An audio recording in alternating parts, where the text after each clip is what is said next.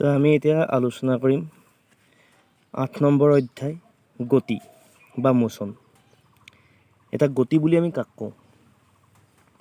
আমি যিকোনো এটা বস্তুৱে কি হয় যেতিয়া গতিশীল মানে কি অৱস্থাৰ পৰিৱৰ্তন কৰে বা সি মানে আগত যোনটো ঠাইত আছিলে তাৰ পৰা যেতিয়া সি অন্য এটা ঠাইলৈ আঁতৰি যায় তেতিয়া আমি কি হয় তাক গতি কৰা বুলি কওঁ। কিন্তু আমি সকলো গতি কি হয় চকুৰে নেদেখোঁ, কিন্তু চকুৰে নেদেখিলেও এটা বস্তু গতিশীল অৱস্থাত থাকিব পাৰে।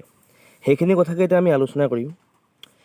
তো চোৱা লেচনটোত কি দিছে যে দৈনন্দিন জীৱনত আমি কিছুমান বস্তু স্থিতিশীল মানে ৰৈ থকা অৱস্থাত আৰু আন কিছুমান গতিশীল অৱস্থাত দেখা পাওঁ, মানে গৈ থকা অৱস্থাত।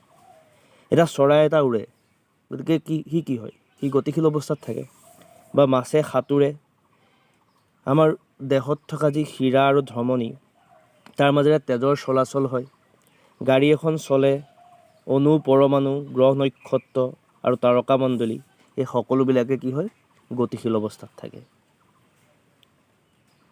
আমি সাধাৰণতে বস্তু এটাই সময়ৰ সাপেক্ষে স্থান সলনি কৰিলে তাৰ গতি হোৱা বুলি কওঁ। এটা নিৰ্দিষ্ট সময়ত যেতিয়া এটা বস্তুৱে তাৰ পূৰ্বৰ স্থানটো ত্যাগ কৰি অন্য এটা স্থানলৈ যায় তেতিয়া আমি কি হয় তাক গতি হোৱা বুলি কওঁ।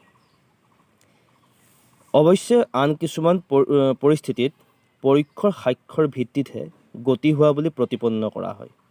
আকৌ কিছুমান এনেকুৱা পৰিস্থিতি আছে য'ত আমি কি হয় কিছুমান পৰীক্ষৰ সাক্ষ্য মানে প্ৰত্যক্ষ নহয়, পোনপটীয়াকৈ আমি তাক দেখিবলৈ নাপাওঁ। আমি আন কিবা এটা লক্ষণ বা আন কিবা এটা বৈশিষ্ট্য চাই পেলাইহে আমি গম পাওঁ যে বস্তুতে গতি কৰিছে। যেনে কি উদাহৰণ দিছে যে ধূলি উৰিলে আৰু গছৰ ডালপাত লৰিলে আমি বতাহ বুলি কওঁ। এটা বতাহ বা বায়ু আমি দেখোঁ জানো চকুৰে? নেদেখোঁ। কিন্তু আমি যেতিয়া গছৰ পাত লৰে বা ধূলি উৰে তেতিয়া আমি কি হয় বতাহ বলিছে বুলি কওঁ বা বায়ুৱে গতি কৰিছে বুলি কওঁ। সূৰ্যোদয় সূৰ্যাস্ত আৰু ঋতুৰ পৰিৱৰ্তনৰ কাৰণ কি? এটা ৰাতিপুৱা সূৰ্য উদয় হয়, সন্ধ্যা অস্ত যায় বা ঋতুৰ পৰিৱৰ্তন হয়, দিন ৰাতি এইবোৰ হয়। এইখিনিতো আমি পাই আহিছোঁ বিজ্ঞানতে হওক বা সমাজ বিজ্ঞানতে হওক। তো এইবোৰ কিহৰ কাৰণে হয়? এইবোৰ পৃথিৱীৰ গতিৰ কাৰণে নহয় জানো? পৃথিৱীৰ আহ্নিক গতি আৰু বাৰ্ষিক গতিৰ ফলতে এনেকুৱা হয়। যদি ই সঁচা হয় তেনেহ'লে আমি পৃথিৱীৰ গতি পোনপটীয়াকৈ উপলব্ধি নকৰোঁ কিয়? এটা প্ৰশ্ন হ'ল কি যে যদি পৃথিৱীৰ গতিৰ কাৰণে এইবোৰ হয়, সূৰ্যোদয় বা সূৰ্যাস্ত বা ঋতুৰ পৰিৱৰ্তন, দিন ৰাতি এইবোৰ যদি পৃথিৱীৰ গতিৰ কাৰণে হয় তেনেহ'লে আমি পৃথিৱীৰ গতিটো আমি উপলব্ধি নকৰোঁ কেলৈ? কিয় নকৰোঁ জানানে? কাৰণ পৃথিৱীখনৰ তুলনাত আমি কি হয় তেনেই নগণ্য। পৃথিৱীখনৰ আকাৰটো কিমান ডাঙৰ, তাৰ তুলনাত আমি তেনেই নগণ্য। গতিকে পৃথিৱীখনৰ গতিটো কি হয়, আমি পৃথিৱীৰ তেনেই এটা সৰু ভূখণ্ডত আমি আছোঁ। সেইকাৰণে আমি কি হয় পৃথিৱীৰ গতিটো আমি উপলব্ধি কৰিব নোৱাৰোঁ। কিন্তু যদিও উপলব্ধি কৰিব নোৱাৰোঁ তথাপিও কি হয় পৃথিৱী গতিশীল অৱস্থাত আছে। তাৰ পাছৰ পেৰেগ্ৰাফটো চোৱা, তাত কি কৈছে যে একেটা বস্তু এজনৰ বাবে গতিশীল আৰু আন এজনৰ বাবে স্থিতিশীল হ'ব পাৰে।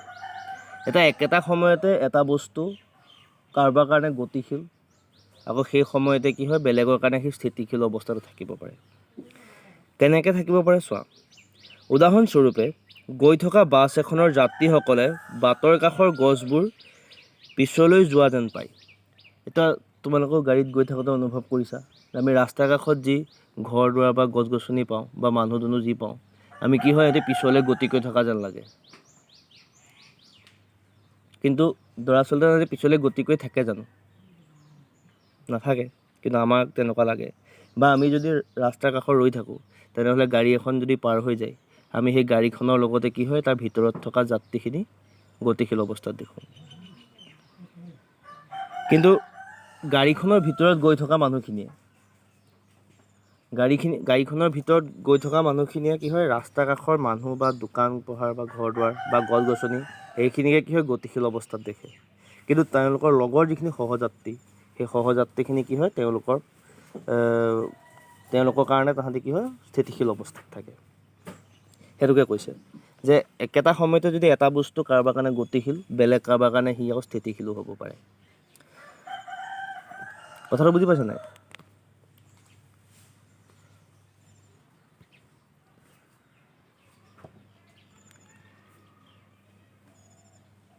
বেছিভাগ গতিয়ে জটিল। কিছুমান বস্তুৱে সৰল ৰেখাৰে গতি কৰে, আন কিছুমানে বৃত্তাকাৰ পথ ল'ব পাৰে। কিছুমানে ঘূৰ্ণন গতি আৰু কিছুমানে দোলন গতি প্ৰদৰ্শন কৰে।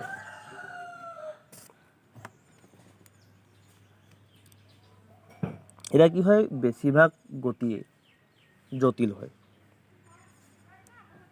কোনোবাই যদি সৰল ৰেখাৰে গৈছে তেনেহ'লে কোনোবাই আকৌ বৃত্তাকাৰ পথে বাছি লৈছে। কিছুমানে আকৌ ঘূৰ্ণন গতি প্ৰদৰ্শন কৰিছে আৰু কিছুমানে দোলন গতি।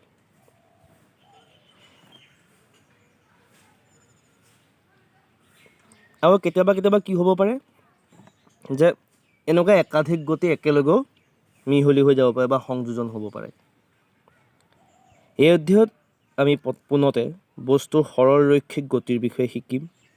তদুপৰি সৰল সমীকৰণ আৰু লেখৰ সহায়েৰে এনেধৰণৰ গতিবোৰ বৰ্ণনা কৰিবলৈ শিকিম।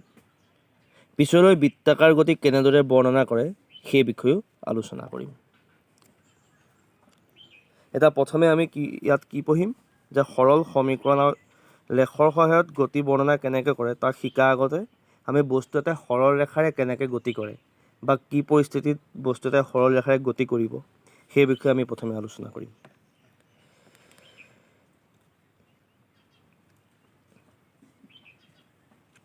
তাৰপিছত এতিয়া চোৱা গতিৰ বৰ্ণনা। এতিয়া আমি গতিৰ বৰ্ণনা কেনেকৈ দিব পাৰোঁ। আমি পূৰ্বতে নিৰ্দিষ্ট কৰি থোৱা কোনো প্ৰসংগ বিন্দুৰ সাপেক্ষে বস্তুৰ স্থান নিৰ্দেশ কৰোঁ। মানে কি হয়, আমি যেতিয়া কিবা এটা বস্তুৰ ঠিকনা দিবলৈ এড্ৰেছ দিবলগীয়া হয় তেতিয়া আমি সহজে উলিয়াব পৰা বা সহজে চিনি পাব পৰা বস্তু এটাক আমি কি হয় উদাহৰণ হিচাপে লৈ লওঁ বা প্ৰসংগ বিন্দু হিচাপে লৈ লওঁ। ধৰা কোনোবা এখন মানুহৰ যদি আমি এড্ৰেছ দিবলগীয়া হয় আমি কি কৰোঁ, স্কুল এখন বা নামঘৰ এটা বা তেনেকুৱা কোনো তিনিআলি চাৰিআলি এটা কথা আমি কওঁ, কাৰণ সেই বস্তুবোৰ উলিয়াবলৈ সহজ। তেনেকৈ ধৰা বাছ ষ্টেচন, ৰেল ষ্টেচন এনেকুৱা কিছুমান আমি প্ৰসংগ বিন্দু হিচাপে লৈ লওঁ যিবোৰ মানে মানুহে কি হয় সহজে উলিয়াই ল'ব পাৰে। এতিয়া ইয়াত এটা উদাহৰণ দিছে যে ধৰা হওক এখন গাঁৱৰ বিদ্যালয়খন ষ্টেচনটোৰ পৰা উত্তৰে 2 কিলোমিটাৰ দূৰত্বত অৱস্থিত। এটা বিদ্যালয়খন গাঁৱত থকা বিদ্যালয়খন উলিয়াবলৈ অলপ জটিল হ'ব পাৰে, কিন্তু ৰেল ষ্টেচনটো উলিয়াবলৈ সিমান জটিল নহয়। সেইকাৰণে কি হয় ৰেল ষ্টেচনটোক আমি প্ৰসংগ বিন্দু হিচাপে লৈ লৈছোঁ যে সেই ৰেল ষ্টেচনটোৰ পৰা স্কুলখন কিমান দূৰত আছে বুলি কৈছে, উত্তৰে 2 কিলোমিটাৰ দূৰত। গতিকে ইয়াত কি হ'ব, ষ্টেচনটো হ'ব প্ৰসংগ বিন্দু। কাৰণ কি কাৰণে প্ৰসংগ বিন্দু হ'ব, কাৰণ আমি স্কুলখনৰ এড্ৰেছটো আমি কি হয় ৰেল ষ্টেচনটোৰ সাপেক্ষে দিলোঁ। আমাৰ সুবিধা মতে আমি আন প্ৰসংগ বিন্দু ল'ব পাৰিলোহেঁতেন। গতিকে এটা বস্তুৰ অৱস্থান নিৰ্দেশ কৰিবলৈ এটা প্ৰসংগ বিন্দুৰ প্ৰয়োজন আৰু ইয়াকে মূল বিন্দু বুলি কয়। সেই প্ৰসংগ বিন্দুটোকে মূল বিন্দু বুলি কয়। গতিকে কেতিয়াবা প্ৰশ্ন আহিব পাৰে যে প্ৰসংগ বিন্দু কাক বোলে বা মূল বিন্দু কাক বোলে। তোমালোকে সেই প্ৰশ্নটো লিখি ল'বাচোন, নিজে চাবা, পাৰি মানুহে ইয়াৰ পৰা উত্তৰ ক'ব। তো এতিয়া আমি আলোচনা কৰিম সৰল ৰেখাৰে গতি। যে বস্তু এটাই যদি সৰল ৰেখাৰে গতি কৰে তেনেহ'লে বস্তুটো কেনেকৈ মানে বস্তুটোৰ গতি কি হ'ব যদি আমি বস্তুটোৰ গতিটো এটা সৰল ৰেখাত পাওঁ। আমি প্ৰায়ে ইয়াক এটা উদাহৰণ সহায়ত বৰ্ণনা কৰিব পাৰোঁ। এটা উদাহৰণ এটাৰ সহায়ত আমি বৰ্ণনা কৰোঁ আহা। ধৰা হ'ল বস্তু এটাই অ' বিন্দুৰ পৰা গতি কৰিছে। অ' বিন্দুৰ পৰা বস্তু এটাই গতি কৰিছে, গতি কৰি পেলাই সি বি আৰু চিৰ মাজেৰে এই বিন্দুত উপনীত হৈছেগৈ। আৰু আমি ধৰি ল'লোঁ যে অ' বিন্দুৰ পৰা এই বিন্দুলৈ দূৰত্ব হ'ল 90 কিলোমিটাৰ।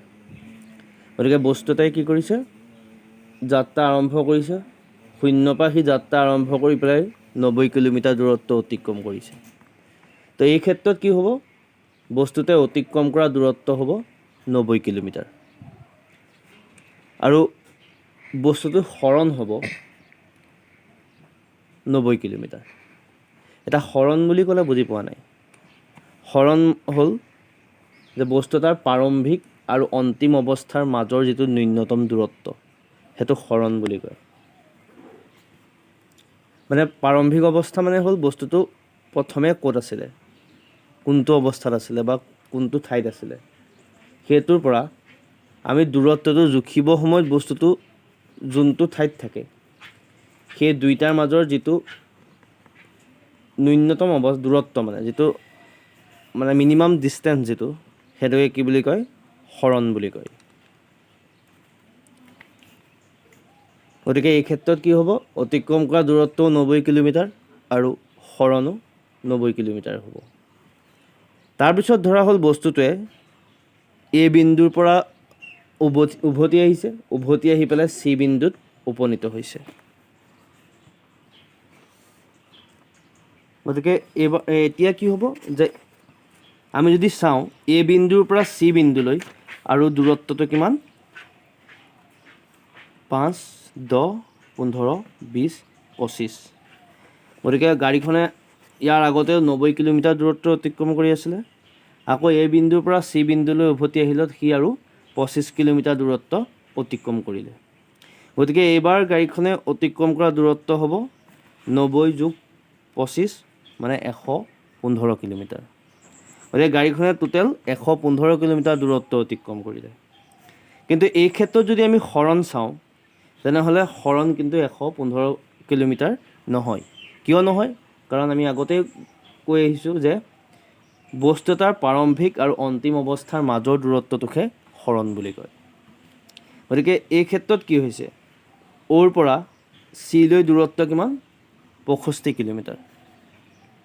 গতিকে এই ক্ষেত্ৰত হৰণ হ'ব 65 কিলোমিটাৰ। বুজি পাইছা? তাৰপিছতে এইবাৰ আকৌ যদি বস্তুটোৱে চি বিন্দুৰ পৰা বি বিন্দুলৈ গতি কৰে, মানে গাড়ীখনে আৰু কিমান দূৰ অতিক্ৰম কৰিলে, 5, 10, 15, 20, 25 নহয়, আমি 90ৰ পৰা জুখিব লাগিব। 5, 10, 15, 20, 25, 30, 35, 40, 45, 50, 50 কিলোমিটাৰ দূৰত্ব অতিক্ৰম কৰিলে। গতিকে আগতে 90 কিলোমিটাৰ দূৰত্ব অতিক্ৰম কৰি থোৱা আছিলে, এতিয়া আৰু 50 কিলোমিটাৰ দূৰত্ব অতিক্ৰম কৰিলে। গতিকে এই ক্ষেত্ৰত গাড়ীখনে অতিক্ৰম কৰা দূৰত্ব হ'ব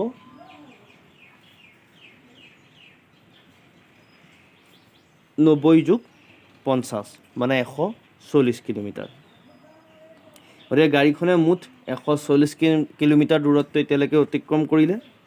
আৰু হৰণ কি হ'ব, এই ক্ষেত্ৰত হৰণ কি হ'ব, অ' বিন্দুৰ পৰা বি বিন্দুৰ মাজৰ যিটো ন্যূনতম দূৰত্ব মানে 40 কিলোমিটাৰ। গতিকে এই ক্ষেত্ৰত হৰণ হ'ব 40 কিলোমিটাৰ। এইবাৰ আকৌ বস্তুটোৱে বি বিন্দুৰ পৰা অ' বিন্দুলৈ গতি কৰিলে, মানে গাড়ীখনে য'ৰ পৰা যাত্ৰা আৰম্ভ কৰিছিলে আকৌ তালৈকে উভতি আহিলে। গতিকে আমি আগতে পাইছোঁ যে অ' বিন্দুৰ পৰা এ বিন্দুলৈ 90 কিলোমিটাৰ, গতিকে এ বিন্দুৰ পৰা অ' বিন্দুলৈ 90 কিলোমিটাৰেই হ'ব। গতিকে 90 কিলোমিটাৰ গৈ আকৌ 90 কিলোমিটাৰ উভতি আহিলে। গতিকে এই ক্ষেত্ৰত অতিক্ৰম কৰা মুঠ দূৰত্ব হ'ব 180 কিলোমিটাৰ। আৰু হৰণ কি হ'ব জানানে? এই ক্ষেত্ৰত হৰণ হ'ব 0 বা 0। সেইকাৰণে 0 হ'ল কাৰণ এই ক্ষেত্ৰত প্ৰাৰম্ভিক অৱস্থান আৰু অন্তিম অৱস্থান দুইটা একেই। গতিকে দুইটাৰ মাজৰ ন্যূনতম দূৰত্ব 0 নহয় জানো? গতিকে এই ক্ষেত্ৰত কি হ'ব, হৰণৰ মানটো 0 হ'ব। কথাটো বুজি পালা? কিতাপত অলপ বেলেগকৈ আছে, কিতাপত তোমাৰ 60 কিলোমিটাৰ দূৰত্বৰ কথা আছে, কিন্তু মই ইয়াত 90 কিলোমিটাৰ লিখি ল'লোঁ, কাৰণ 60 কিলোমিটাৰটো কিতাপত দিয়ে থোৱা আছে, সেইটো তোমালোকে নিজে পঢ়িলেও গম পাবা। কিন্তু সেইকাৰণে মই বেলেগ এটা যুগ ধৰি ল'লোঁ। গতিকে এতিয়া বস্তুটো গম পালা নহয়? আৰু এইটো তোমালোকে ক'ৰবাত নোট কৰি ৰাখিবা যে হৰণ কাক বোলে, কাৰণ এইটো প্ৰশ্ন আহে পৰীক্ষাত কেতিয়াবা। বস্তু এটা প্ৰাৰম্ভিক আৰু অন্তিম অৱস্থাৰ মাজৰ ন্যূনতম দূৰত্বক হৰণ বুলি কোৱা হয়। গতিকে আমি ইয়াৰ পৰা কি দেখিলোঁ, যে গাড়ী এখনে বা যিকোনো এটা বস্তুৱে অতিক্ৰম কৰা দূৰত্বটো বেলেগ বেলেগ হ'ব পাৰে। নহয় মানে অতিক্ৰম কৰা দূৰত্বটো মানে হৰণটো বেলেগ বেলেগ হয় বাৰু, হৰণটো নোহোৱাকৈ নাথাকে, কিন্তু কথাটো হ'ল কি যে অতিক্ৰম কৰা দূৰত্বটো কেতিয়াও শূন্য হ'ব নোৱাৰে। মানে গাড়ীখনে যদি যাত্ৰা আৰম্ভ কৰে বা বস্তু এটাই যদি গতি আৰম্ভ কৰে, তেনেহ'লে সি মিনিমাম 1 মিটাৰ বা যিকোনো এটা মানে মান সি অতিক্ৰম কৰিবই, শূন্য কেতিয়াও হ'ব নোৱাৰে, কিন্তু হৰণ শূন্য হ'ব পাৰে। ভিডিঅ'টো ইমান পাৰফেক্ট হোৱা নাই, কাৰণ এইটো মানে কি তেনেকুৱা পঢ়োৱা কৰা ভিডিঅ' এইটোৱেই প্ৰথম বনাইছোঁ মই, গতিকে ভিডিঅ'টো ইমান পাৰফেক্ট নহ'বও পাৰে, কিন্তু তোমালোকে যদি বুজাত কিবা প্ৰব্লেম হয় তেনেহ'লে মোক কণ্টেক্ট কৰিবা, মই চাই দিম। আৰু বাকী ইয়াৰ পিছৰখিনি আমি আকৌ পিছৰ ভিডিঅ'টোত আমি আলোচনা কৰিম, গতিকে এই ভিডিঅ'টো চাবা আৰু চাই মোক জনাবা।